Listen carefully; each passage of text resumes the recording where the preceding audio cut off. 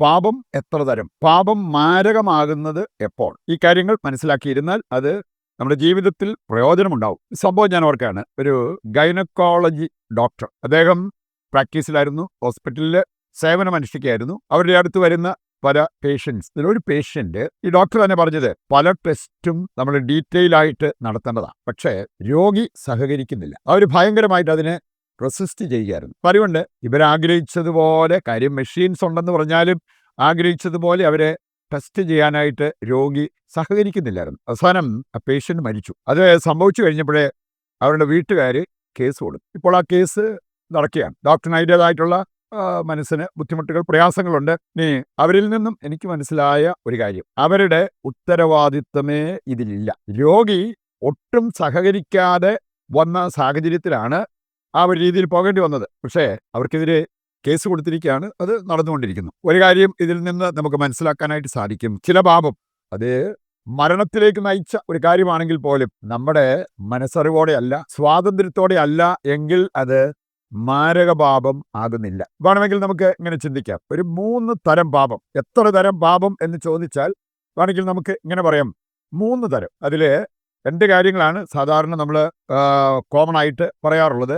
ഒന്ന് മാരകപാപം, mortal sin. രണ്ടാമത്തേത് ലഘുപാപം, വീനിയൽ sin. ഇത് രണ്ടിനെ കുറിച്ചും കത്തോലിക്കാ സഭയുടെ മതബോധന ഗ്രന്ഥം നമ്മളെ പഠിപ്പിക്കുന്നുണ്ട്. അതോടൊപ്പം നമുക്ക് ചിന്തിക്കാവുന്ന മറ്റൊരു കാര്യമാണ് നിത്യപാപം. അതിൽ പെട്ടുപോയാൽ പെട്ടത് തന്നെയാണ്. അതേക്കുറിച്ച് പിന്നീട് നമ്മൾ വിചിന്തനം നടത്തുന്നതാണ്. മാരകപാപം, ലഘുപാപം, ഈ 2 കാര്യങ്ങളെക്കുറിച്ച് അല്പം ആഴത്തിൽ നാം മനസ്സിലാക്കിയിരിക്കുന്നത് വളരെ നല്ലതാണ്. ഞാൻ സൂചിപ്പിച്ചതുപോലെ ചില കാര്യങ്ങൾ ഒരുപക്ഷെ മരണത്തിലേക്ക് നയിച്ച ഒരു പ്രവൃത്തിയായിരിക്കാം.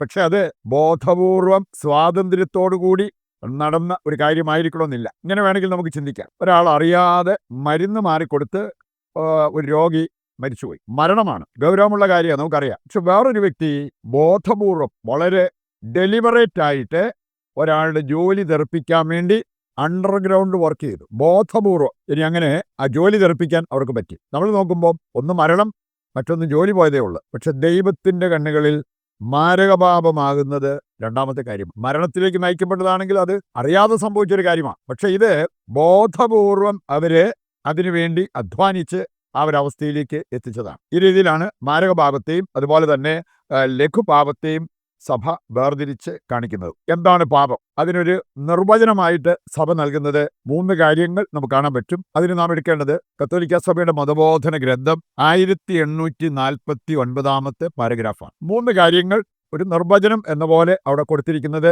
കാണാൻ പറ്റും. അത് നമ്മൾ മനസ്സിലാക്കിയിരിക്കുന്നത് നല്ലതാണ്. ഒന്നാമത്തെ കാര്യം ഇങ്ങനെയാണ് പറഞ്ഞിരിക്കുന്നത്: യുക്തിക്കും സത്യത്തിനും ശരിയായ മനസാക്ഷിക്കും എതിരായ തെറ്റാണ് പാപം. യുക്തിക്കും സത്യത്തിനും ശരിയായ മനസാക്ഷിക്കും എതിരായ ചില പ്രവൃത്തികൾ, അതാണ് പാപം എന്ന് പറഞ്ഞിരിക്കുന്നത്. രണ്ടാമതൊരു കാര്യം കൂടി പറഞ്ഞിട്ടുണ്ട്: ചില വസ്തുക്കളോടുള്ള ക്രമരഹിതമായ സ്നേഹം മൂലം ദൈവത്തോടും അയൽക്കാരോടും ഉണ്ടാകേണ്ട സ്നേഹത്തിൽ പരാജയപ്പെടുന്നത്, അതും പാപമായിട്ട് നിർവചിച്ചിരിക്കുകയാണ്. നമുക്കറിയാം, ചില വസ്തുക്കളോടോ ചില വ്യക്തികളോടോ ഒക്കെ ക്രമരഹിതമായ ആ സ്നേഹം വന്നു കഴിഞ്ഞാൽ, ഒരു അൺഡ്യൂ അറ്റാച്ച്മെന്റ് അത് വന്നു കഴിഞ്ഞാൽ ദൈവത്തിന് നമ്മുടെ സഹോദരങ്ങൾക്കും കൊടുക്കേണ്ട സ്നേഹം നമുക്ക് കൊടുക്കാൻ സാധിച്ചെന്ന് വരില്ല. പ്രേമത്തിൽ ചാടിയ ചില വ്യക്തികളുടെ കാര്യം നോക്കിയാൽ മതി.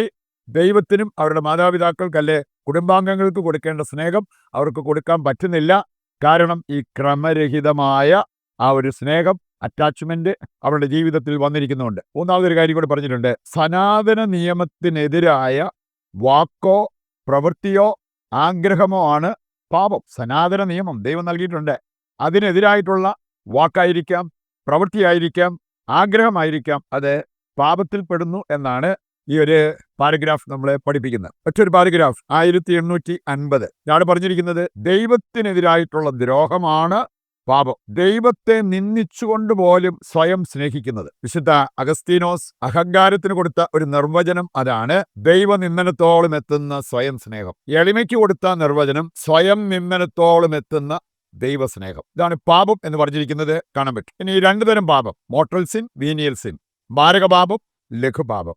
എങ്ങനെയാണ് നമുക്ക് വേർതിരിച്ച് കാണാൻ സാധിക്കുക? 1 യോഹന്നാൻ 3-ാം അധ്യായം 4-ാമത്തെ വചനം പഠിപ്പിക്കുന്നുണ്ട്: പാപം നിയമലംഘനമാണ്. ഈ നിയമം ഗൗരവമുള്ള കാര്യങ്ങളെക്കുറിച്ചാകാം, സാധാരണ ചെറിയ കാര്യങ്ങളെക്കുറിച്ചാകാം. മർക്കോസ് 12-ാം അധ്യായം 30-ാമത്തെ വചനം എടുക്കുമ്പോൾ സുപ്രധാന നിയമം എന്ന് പറയുന്നത് ദൈവത്തെ സ്നേഹിക്കുന്നതാണ്. ഇനി അതിൻ്റെ ലംഘനമാണ് മാരകമായ പാപം. 1 യോഹന്നാൻ 5-ാം അധ്യായം 15-16 വചനങ്ങൾ പറയുന്നുണ്ട്, ലോകത്തെയോ ലോകത്തിലുള്ള വസ്തുക്കളെയോ സ്നേഹിച്ചുകൊണ്ട് ദൈവത്തെ സ്നേഹിക്കാതിരിക്കുന്നത്, അതാണ് മാരകമായ പാപം. മാരകമായ പാപത്തിലേക്കും ലഘു പാപത്തിലേക്കും നാം നയിക്കപ്പെടുമ്പോൾ എന്താണ് സംഭവിക്കുന്നത് എന്ന് നമ്മൾ മനസ്സിലാക്കിയിരിക്കണം. മാരകപാപം സ്നേഹത്തെ നിഷേധിക്കുന്നു, ലഘുപാപമാകട്ടെ സ്നേഹത്തിന് ക്ഷതമേൽപ്പിക്കുന്നു. അതാണ് അവ രണ്ടും തമ്മിലുള്ള വ്യത്യാസം. അവസാനമായിട്ട് നമ്മൾ മനസ്സിലാക്കിയിരിക്കേണ്ട ഒരു കാര്യം ഇതാണ്, ഈ പാപം മാരകമാക്കുന്ന 3 ഘടകങ്ങളുണ്ട്. കത്തോലിക്ക സഭയുടെ മതബോധന ഗ്രന്ഥം 1857 അത് വ്യക്തമായിട്ട് നമ്മളെ പഠിപ്പിക്കുന്നുണ്ട്. ഒന്നാമത്തെ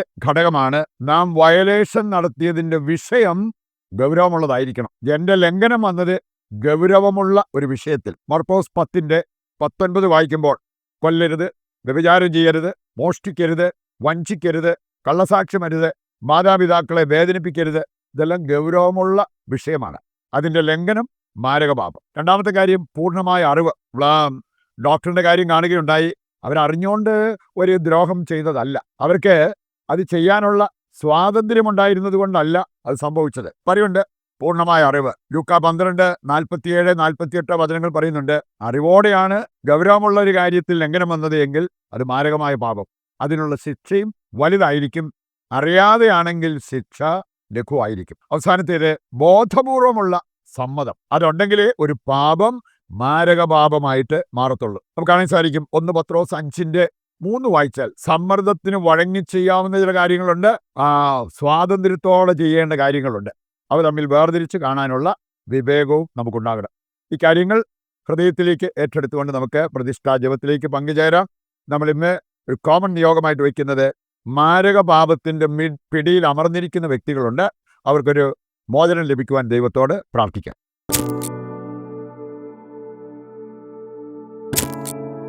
നിന്റെ പാപം നിന്നെ വേട്ടയാടുമെന്ന് അരുൾ ചെയ്ത ദൈവമേ, പാപികളായ ഞങ്ങളോടും ഞങ്ങളുടെ കുടുംബാംഗങ്ങളോടും പൂർവികരോടും കരുണയായിരിക്കണമേ.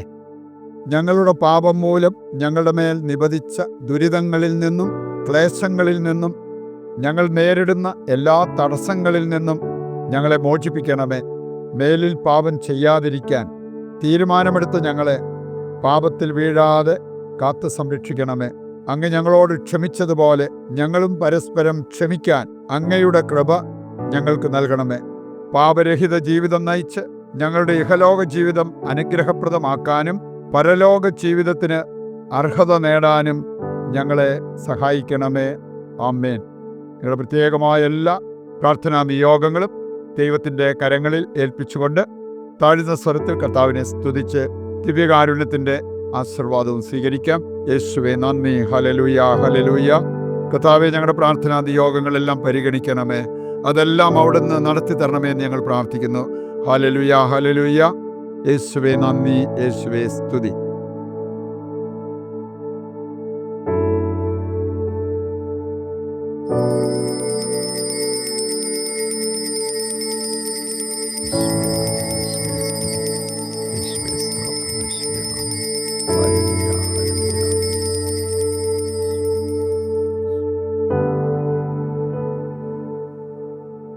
പരിശുദ്ധ പരമ ദിവ്യകാരുണ്യത്തിന് എന്നേരവും ആരാധനയും സ്തുതിയും പുകഴ്ചയും ഉണ്ടായിരിക്കട്ടെ.